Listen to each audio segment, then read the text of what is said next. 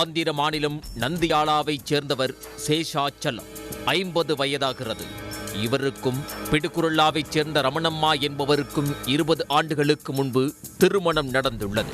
இந்த தம்பதிக்கு ஜோதி, சந்தனா, சாய் என 3 பிள்ளைகள் உள்ளனர்.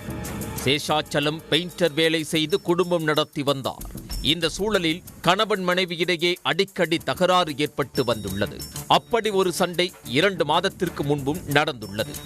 இதனால் ரமணம்மா தனது பெற்றோர் ஊரான பிடுகுருல்லாவுக்கு சென்றிருக்கிறார். சேஷாச்சலம் மனைவியை தொடர்பு கொண்டு பலமுறை அழைத்தும் அவர் திரும்பி வர சம்மதிக்கவில்லை. இதனால் 2 நாட்களுக்கு முன்பு தனது பிள்ளைகளிடம் பிடுகுருல்லா சென்று அம்மாவை சமாதானப்படுத்தி அழைத்து வருவதாக கூறியுள்ளார். 2 நாட்களுக்கு பிறகு திடீரென வீட்டு வாசலில் கார் நிற்கும் சத்தம் கேட்டிருக்கிறது. காரில் இருந்து ரமணம்மா இறங்கி இருக்கிறார். தாய் வந்துவிட்டார் என மகள்கள் மகிழ்ச்சியடைந்திருக்கிறார்கள். தந்தையை தேடி இருக்கிறார்கள். அப்போதுதான் ரமணம்மாவும் அவரது சகோதரரும் சேஷாச்சலத்தை காரிலிருந்து இறக்கி வைத்திருக்கிறார்கள். பேச்சு மூச்சின்றி அவர் கிடந்திருக்கிறார்.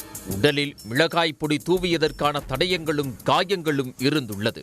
பதறிப்போன மகள்கள் என்ன நடந்தது என்று தாயாரிடம் விசாரித்திருக்கிறார்கள். ஆனால் ரமணம்மா எந்த பதிலும் சொல்லாமல் தப்பிச் செல்வதிலேயே குறியாக இருந்துள்ளார். சேஷாச்சலத்தை சோதனை செய்ததில் அவர் உயிரிழந்திருப்பது உறுதியாகியிருக்கிறது. பதறிப்போன மகள்கள் அக்கம் பக்கத்தினர் உதவியோடு ரமணம்மாவை மடக்கி பிடித்திருக்கிறார்கள். அதோடு போலீசாருக்கும் தகவல் கொடுத்திருக்கிறார்கள்.